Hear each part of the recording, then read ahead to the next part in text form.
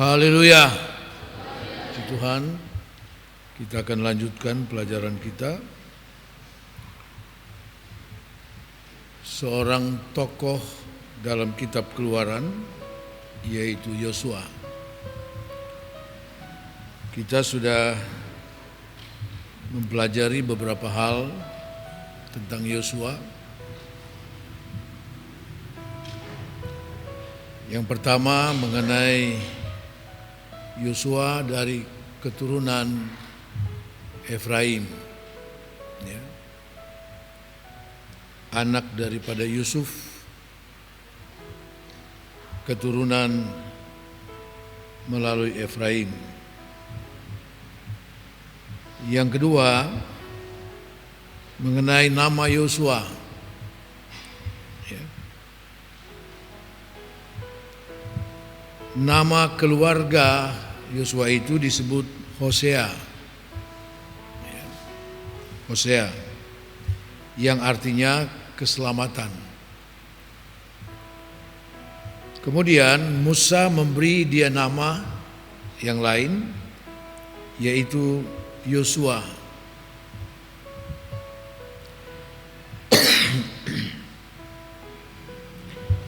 Nama Yosua dalam bahasa Ibrani disebut Yehoshua. Dalam bahasa Yunani disebut Yesus, punya kesamaan dengan nama Yesus. Yang ketiga, tentang masa muda daripada Yosua. Dia salah satu anak muda yang keluar dari tanah Mesir. Ketika orang Israel keluar dari Mesir, tentu anak-anak muda yang sebaya dia bukan sedikit. Dari sekitar 3 juta orang Israel yang keluar dari Mesir, Yosua adalah salah satu dari sekian banyak anak muda.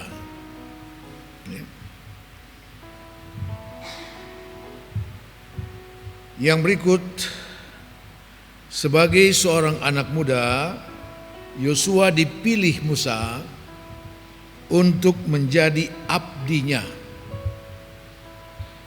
pembantu, hamba. Kata abdi itu sama dengan hamba. Dan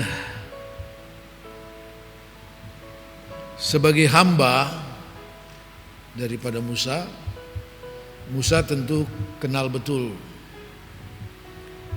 Yosua ini dapat diandalkan, sehingga Musa menunjuk Yosua menjadi pemimpin tentara Israel untuk menghadapi Amalek.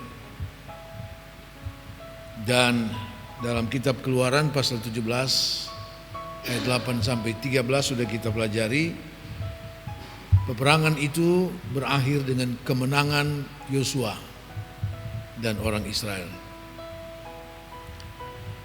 Ini semua merupakan credit point bagi Yosua untuk kemudian dipercayakan Tuhan melalui Musa untuk menggantikan Musa sebagai pemimpin bangsa Israel. Nah, hal yang kelima yang kita pelajari sore hari ini, kita melihat kembali dalam Keluaran pasal 33 ayat 11. Keluaran 33 ayat 11. Dan Tuhan berbicara kepada Musa dengan berhadapan muka seperti seorang berbicara kepada temannya. Kemudian kembalilah ia ke perkemahan. Tetapi abdinya Yosua bin Nun, seorang yang masih muda, tidaklah meninggalkan kemah itu. Kemah sembayang,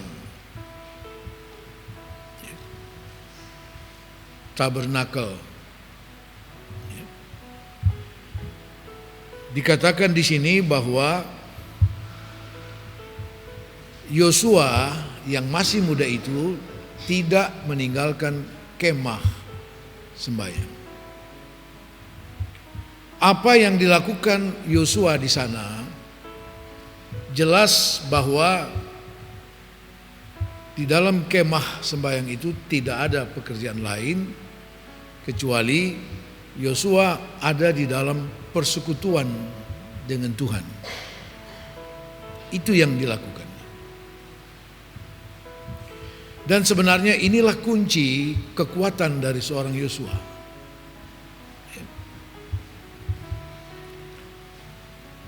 Sejak dari muda Yosua sudah membangun hubungan dalam persekutuan secara pribadi dengan Tuhan. Ini kunci kekuatan daripada Yosua. Membangun persekutuan pribadi dengan Tuhan. Musa karena tugasnya sehingga dia ada waktu-waktu tertentu dia harus keluar dari kemah sembahyang itu untuk menyelesaikan masalah-masalah daripada orang Israel. Selama dia tidak dibutuhkan oleh Musa, maka waktu-waktunya itu ada di dalam kemah sembahyang. Dia melewatkan waktu-waktunya itu di dalam kemah sembahyang.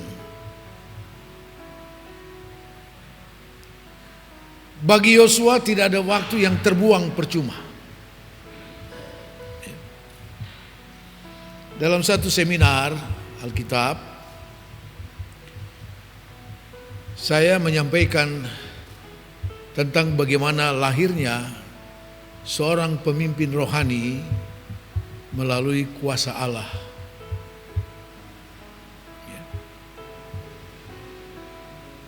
Pemimpin rohani yang demikian ini antara lain contohnya itu seperti Yosua. Waktu-waktunya itu dihabiskan di dalam persekutuan dengan Tuhan, dalam pelayanan kepada Tuhan. Lalu dalam sesi tanya jawab ada yang bertanya begini, Om, bagaimana kalau sekedar mengisi waktu luang kami cari usaha lain? Ya. Saya jawab begini, saya baru ini kali dengar bahwa hamba Tuhan itu ada punya waktu luang, waktu kosong. Ya. Seharusnya tidak boleh seperti itu.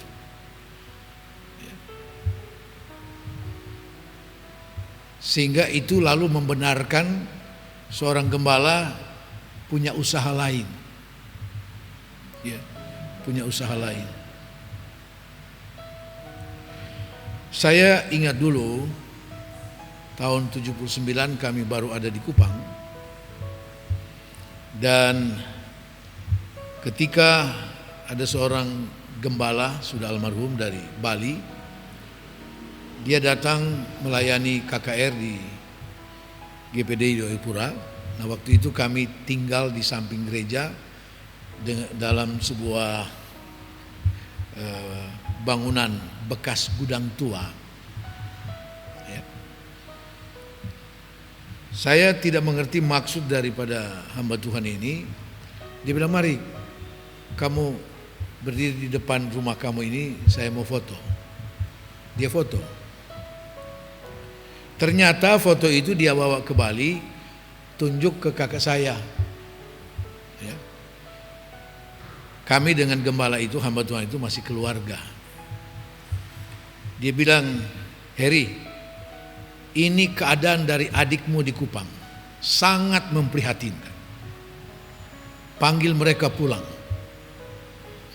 Bilang begitu. Kakak saya jawab begini, itu pilihannya dan itu bagian dari prosesnya. Nah, setelah melihat itu kakak saya merasa terbeban sehingga Dia telepon saya, dia bilang saya mau ke Kupang. Saya bilang urusan apa? Saya mau bikin radio swasta di Kupang. Ya. Saya bilang silakan. Datanglah dia, urus segala macam, izin segala macam, selesai, bangunlah radio itu. Pertama kali radio itu didirikan di depan BRI, depan kantor Bupati Lama. Keluarga apa lagi? Saya lupa namanya. Foe, ya, keluarga Foe. Sudah jadi selesai. Dia bilang karena radio ini sudah jadi, saya harus bentuk penanggung jawab, pengurusnya. Kamu jadi direkturnya. Saya bilang tidak. Saya tidak mau. Loh kenapa? Saya bilang karena urusan radio ini ada sangkut paut dengan pemerintah, saya nanti dipanggil masuk keluar kantor pemerintah dan akhirnya saya dikenal sebagai bos radio, bukan pendeta. Saya tidak mau. Tapi penghasilannya ini besar.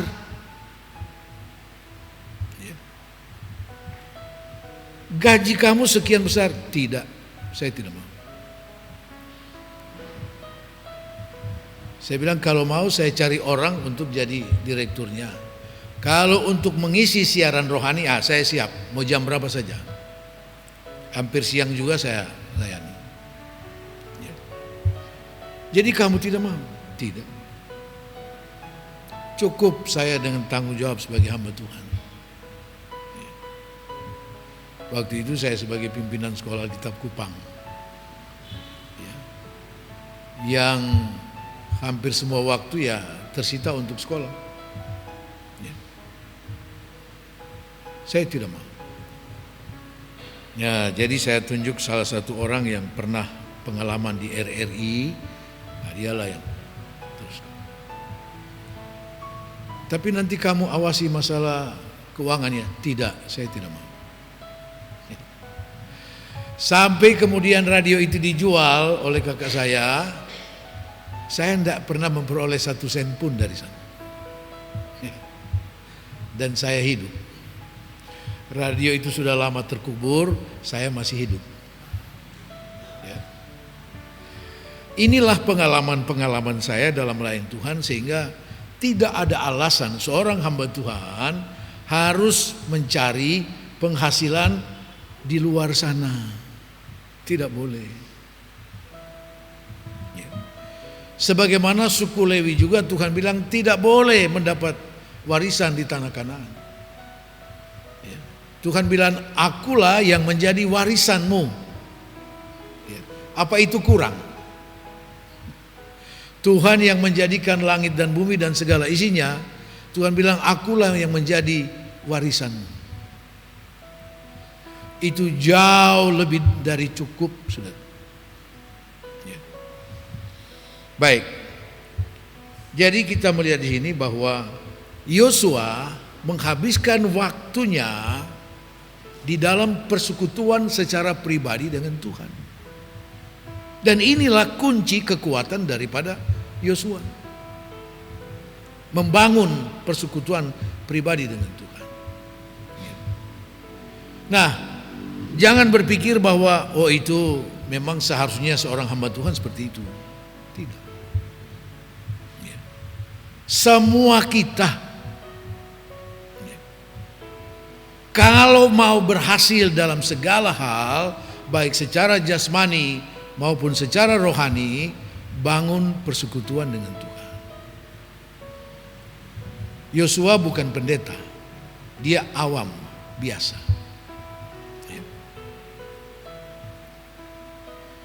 Jadi persekutuan dengan Tuhan secara pribadi itu sudah merupakan gaya hidup dari seorang Yosua.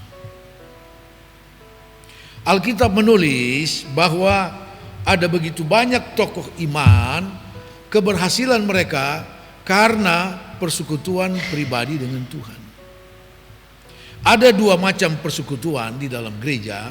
yaitu persekutuan secara kolektif, secara bersama-sama seperti sore hari ini dan dalam berbagai ibadah, ya, itu persekutuan secara bersama-sama, ya. Dan itu wajib kita melakukan, wajib, ya. Sebab di dalam Ibrani pasal 10 ayat 25, Ibrani 10 ayat 25 dikatakan, janganlah kita menjauhkan diri dari pertemuan-pertemuan ibadah kita seperti dibiasakan oleh beberapa orang, tetapi marilah kita saling menasehati dan semakin giat melakukannya menjelang hari Tuhan yang mendekat. Saudara, ayat ini untuk melawan mereka yang berkata cukup saya ikut ibadah online di rumah. Dalam keadaan darurat seperti yang pernah kita alami, oke. Ya. Tapi itu hanya untuk sementara waktu. Ya. Tetapi kemudian saya mendengar keluhan dari banyak rekan hamba Tuhan setelah melewati pandemi itu, ya, pengetatan dalam hal berkumpul itu. Nah, banyak jemaat yang sudah terbiasa dengan online, ya. Itu tidak dibenarkan oleh firman Tuhan. Jangan menjauhkan diri, terjemahan lama katakan jangan undur daripada berhimpun bersama-sama, dan kita harus lebih giat melakukannya menjelang hari Tuhan. Itu persekutuan secara bersama-sama, ibadah kita, doa kita.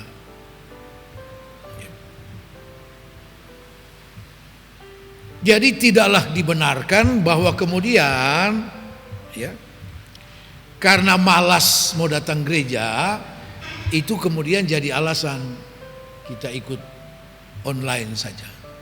Kita bisa dengar khotbah dan bisa pilih siapa saja yang kita suka. Lewat YouTube semua bisa. Ya.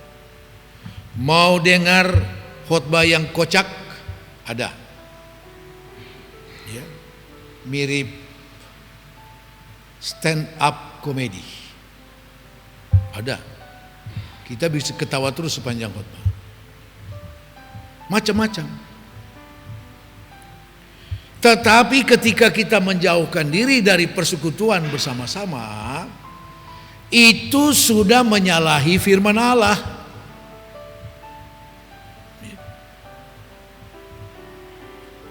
Penulis surat Ibrani oleh ilham roh rupanya sudah tahu apa yang akan jadi kemudian di hari-hari kita ini sekarang. Waktu surat Ibrani ditulis belum ada sama sekali itu online segala macam, belum ada. Ya. Tetapi bukankah Tuhan tahu bagaimana perkembangan teknologi manusia? Jadi sebelum kita sampai seperti yang ada sekarang, kita sudah diingatkan oleh firman Tuhan. Kenapa perlu berhimpun bersama-sama, beribadah bersama-sama, bersekutu bersama-sama? Di sana ada nasihat, saling menguatkan satu dengan yang lain. Katakan amin.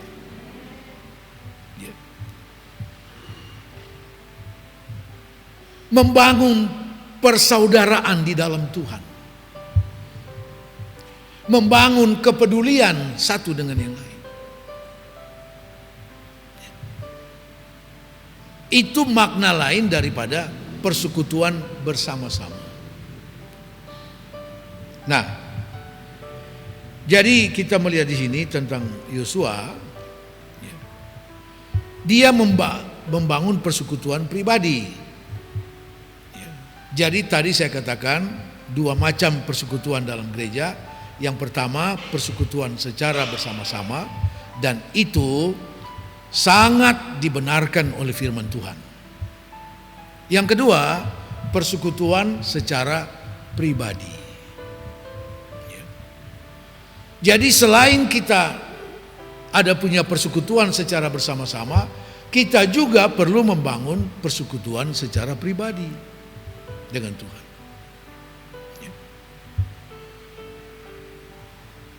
Banyak orang Kristen yang cuma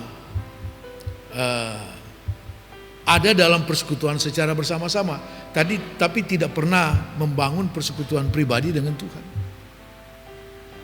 Alasannya tidak ada waktu.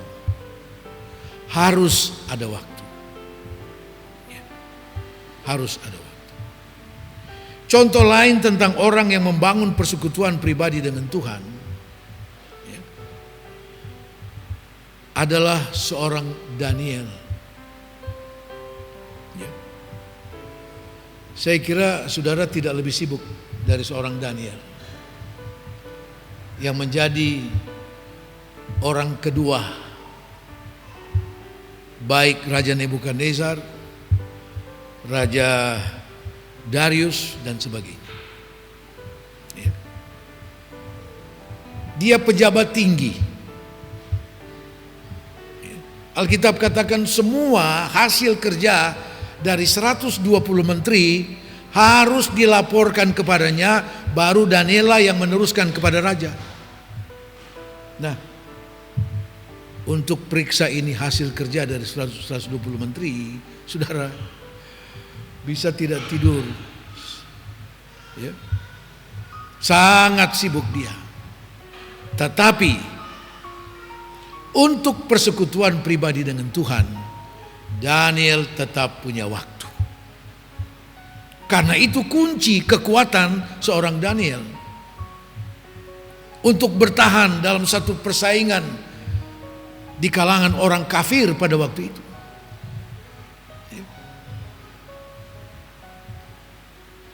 Itu kekuatan dari seorang Daniel.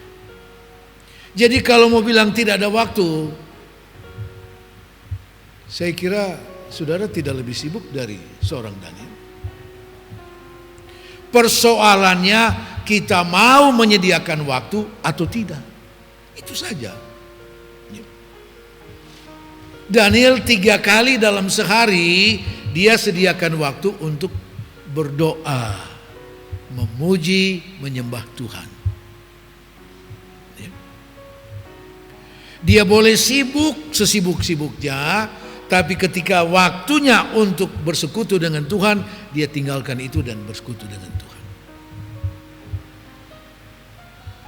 Lalu karena dia harus punya waktu dengan Tuhan, apakah hasil kerjanya, kinerjanya kurang baik, buruk? Coba kita lihat Daniel pasal 6.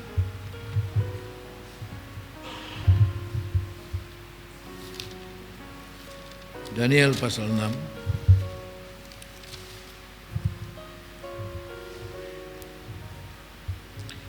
ayat 5. Daniel 6 ayat 5. Kemudian para pejabat tinggi dan wakil raja itu mencari alasan dakwaan terhadap Daniel dalam hal pemerintahan, tetapi mereka tidak mendapat alasan apapun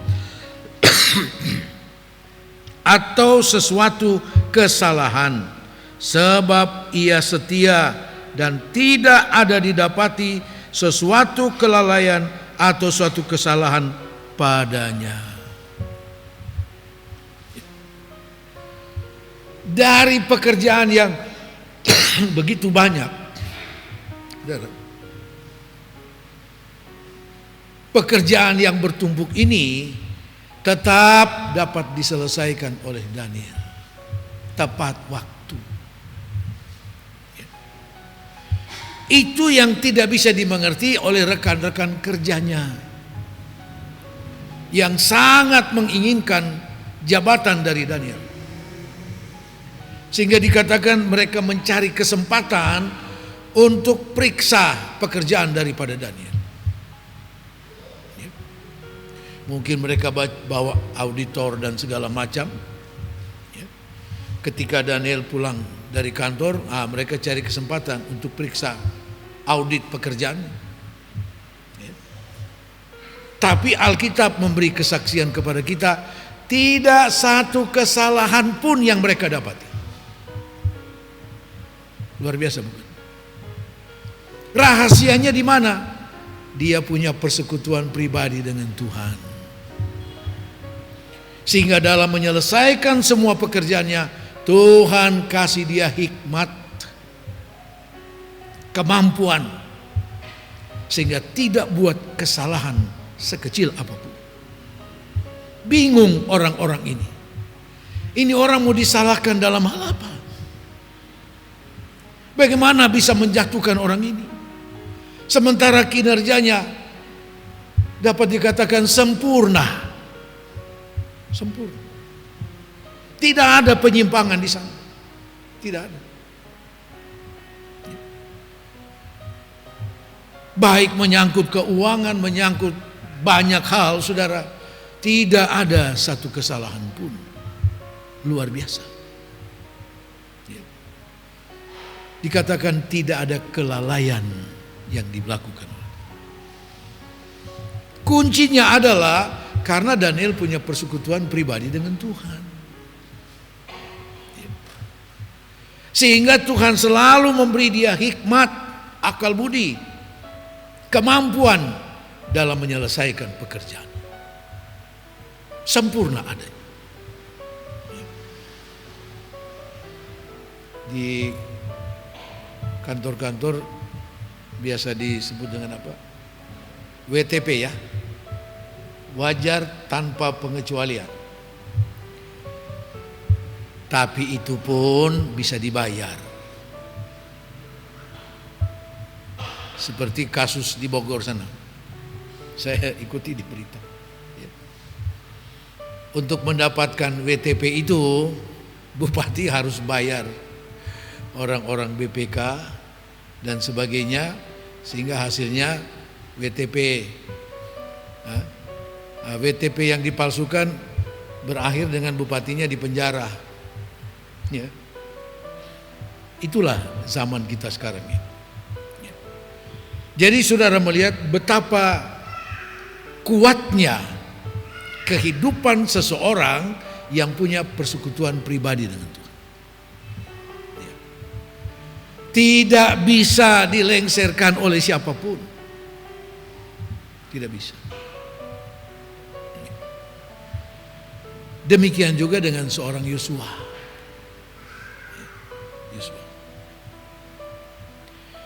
Kalau Daud baik dalam persekutuan secara pribadi yang dia bangun sejak masa remajanya melalui pujian penyembahan kepada Tuhan, melalui doanya, dia juga membangun persekutuan secara bersama-sama. Daud adalah orang yang paling setia dalam hal beribadah. Daud menggambarkan untuk bisa hadir dalam satu ibadah. Bagi Daud itu sesuatu yang luar biasa. Dan bagi Daud itu hari yang sangat istimewa bagi dia. Hari yang paling berkualitas bagi Daud adalah ketika dia ada dalam rumah Tuhan. Sehingga dia katakan apa? Satu hari di pelataran rumah Tuhan lebih baik daripada 1000 hari di tempat lain.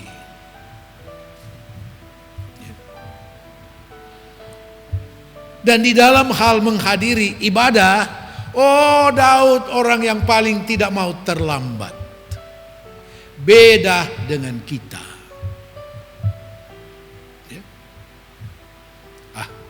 Ini masih puji-pujian. Ya, ini belum firman. Tapi puji Tuhan jemaat Kalvari tidak seperti itu. Haleluya. Untuk pergi ibadah, Daud bilang, aku berlari mendahului orang banyak. Raja ini, saudara, raja bukan orang biasa. Yang lain jalan dengan santai, tahu-tahu raja lewat. Lu mau lari, raja juga lari, saudara. Dia tidak ingin terlambat pergi di ibadah.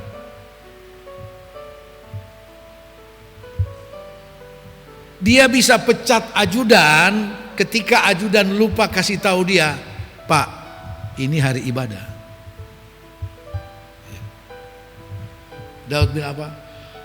Aku bersuka cita ketika orang beritahu kepadaku, mari kita pergi ibadah. Jadi dia wanti-wanti ajudannya, ingat ya, saya punya jadwal ibadah, jadwal doa dan PA.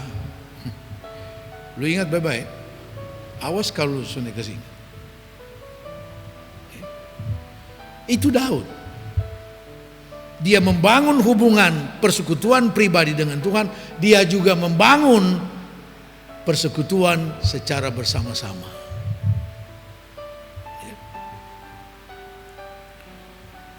Itu yang juga kita bisa pelajari dari seorang Yosua, dan itu kekuatan keberhasilan mereka.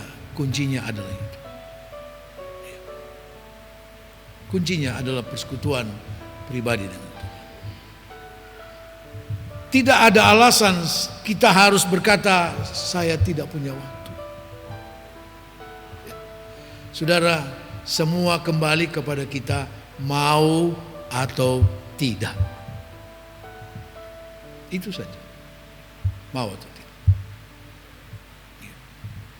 Kalau kita mau, sesibuk apapun, secapek apapun, tetap ada waktu untuk Tuhan. Katakan amin.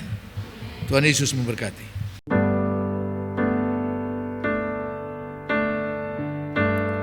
Peganglah tanganku, Roh Kudus, setiap hari.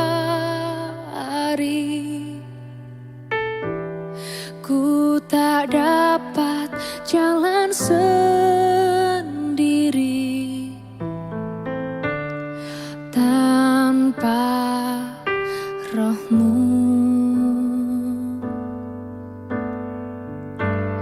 Bawalah diriku kepada jalan kebenaran,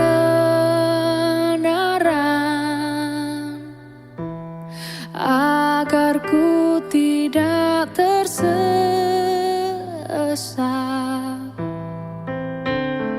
mengikuti jalan-Mu.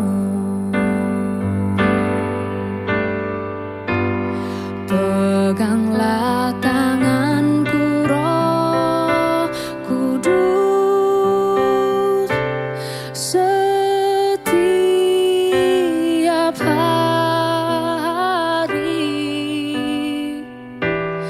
Ku tak dapat jalan sendiri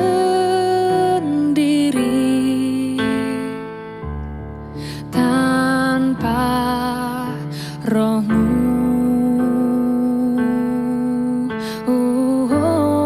Bawalah diriku kepada jalan kebenaran, agar ku tidak tersesat,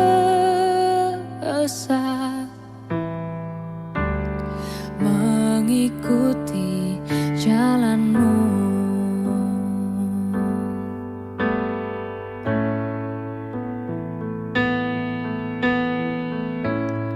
Peganglah tanganku, Roh Kudus, setiap hari. Ku tak dapat jalan sendiri tanpa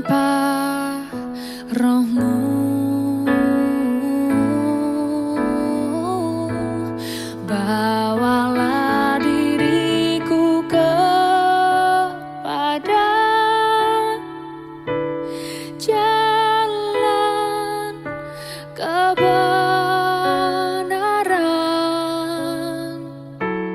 agar ku tidak tersesat,